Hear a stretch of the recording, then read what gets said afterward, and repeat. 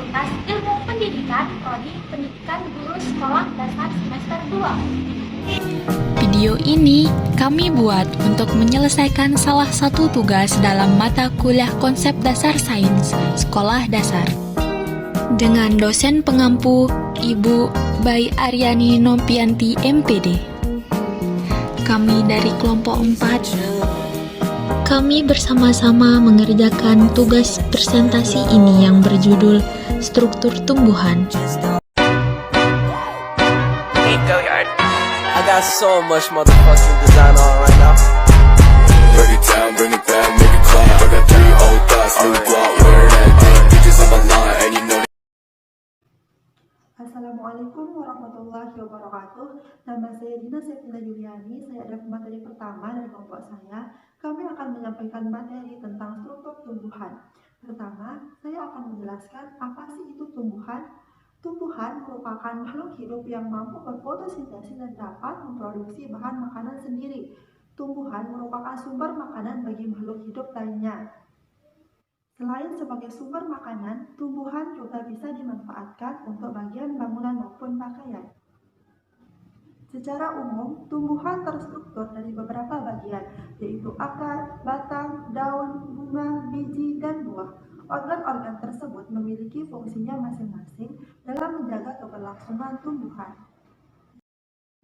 Struktur tumbuhan yang pertama yaitu akar. Akar merupakan bagian tumbuhan yang ada di dalam tanah sebagai tempat masuknya air dan mineral dari tanah menuju seluruh bagian tumbuhan. Selanjutnya yaitu sifat-sifat akar. Akar memiliki beberapa sifat. Yang pertama yaitu bersifat geotrop dan hidrotrop. Yang kedua, tidak berbuku-buku, tidak beruas, tidak berdaun, atau sisik-sisik. Yang ketiga yaitu warna keputih-putihan atau kekuning-kuningan, artinya tidak hijau. Kemudian yang keempat yaitu tumbuh terus pada ujung, dan yang kelima yaitu bentuknya runcing. Selanjutnya yaitu struktur akar. Struktur akar dibedakan menjadi dua bagian, yaitu struktur akar morfologi dan struktur akar anatomi. Pada struktur morfologi akar, yaitu terdiri dari leher akar, ujung akar, batang akar, cabang akar, serabut akar, rambut akar, dan tudung akar. Sedangkan struktur akar anatomi yaitu ada epidermis, korteks, endodermis, dan stele akar. Nah, ini adalah gambar struktur morfologi akar. Gambar yang di sebelah kiri yaitu ada leher akar, selanjutnya batang akar, cabang akar, serabut akar, dan paling akhir yaitu ujung akar. Nah, pada gambar sebelah kanan yaitu gambar yang lebih spesifik lagi, yaitu ada daerah diferensiasi, daerah pemanjangan, daerah pembelahan sel, dan tudung akar. Selanjutnya pada gambar kedua yaitu struktur anatomi akar. Gambar yang di sebelah kanan yaitu gambar akar yang terdiri dari epidermis, cabang akar, meristem dasar, protoderma, meristem apikal, prokambium, dan juga tutup akar. Kemudian gambar di sebelah kiri yaitu gambaran di dalam akar yang terdiri dari epidermis, rambut akar, stele, korteks, protoderma, meristem dasar, prokambium, dan meristem apikal. Lalu selanjutnya yaitu jenis-jenis akar. Jenis-jenis akar terdiri dari dua, yaitu akar tunggang dan juga akar serabut. Struktur tumbuhan yang kedua ialah batang. Batang merupakan salah satu dari organ dasar tumbuhan berpembuluh yang berfungsi sebagai penopang tubuh tumbuhan sehingga tetap berdiri kokoh. Sifat-sifat pada batang yang pertama, berbentuk panjang bulat seperti silinder. Yang kedua, berbuku-buku dan beruas. Yang ketiga, bersifat fototrop atau heliotrop, yaitu tumbuh terus ke atas atau menuju cahaya atau matahari. Yang keempat, umumnya tidak berwarna hijau kecuali pada tumbuhan berumur pendek seperti rumput. Nah, struktur anatomi pada batang terdiri dari yang pertama, epidermis. Epidermis merupakan susunan terluar dari anatomi batang yang berfungsi untuk melindungi batang dari kekeringan. Yang kedua, endodermis, yaitu lapisan terdalam korteks yang berbatasan dengan silinder pusat yang terbentuk dan tersusun secara khusus. Yang ketiga, korteks ialah susunan dari jaringan parenkim dan kloroplas yang pada beberapa jenis tumbuhan berfungsi sebagai tempat menyimpan cadangan makanan. Dan yang keempat adalah silinder pusat, merupakan susunan dari beberapa jaringan, yaitu empelur, berkas pembuluh, dan kambium. Nah, antara struktur anatomi pada batang dikotil dan monokotil memiliki perbedaan seperti yang terlihat pada gambar. Kita bisa mengetahui perbedaan antara tumbuhan monokotil dan dikotil melalui batang, yaitu pada umumnya tumbuhan monokotil tidak bercabang, tidak memiliki kambium, dan tumbuh terus ke atas. Sedangkan pada tumbuhan dikotil yaitu bercabang serta memiliki kambium pada perbatasan antara xilem dan phloem. Daun merupakan salah satu bagian tumbuhan yang tumbuh pada ranting dan batang. Daun juga memiliki ciri yang berwarna hijau karena daun memiliki klorofil.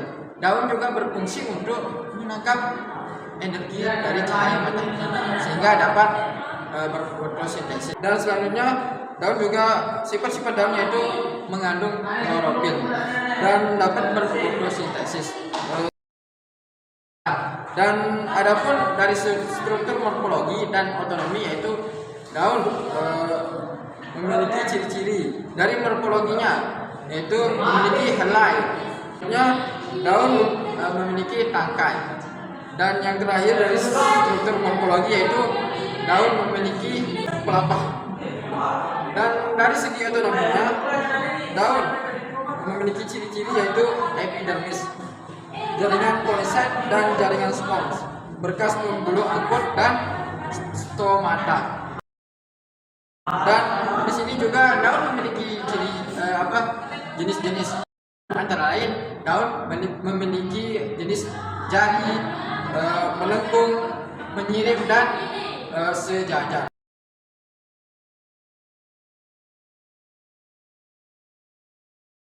Baik, selanjutnya adalah struktur bunga. Bunga adalah alat perkembangbiakan genetik tumbuhan biji tertutup. Pada bunga terdapat organ reproduksi yaitu benang sari dan putih.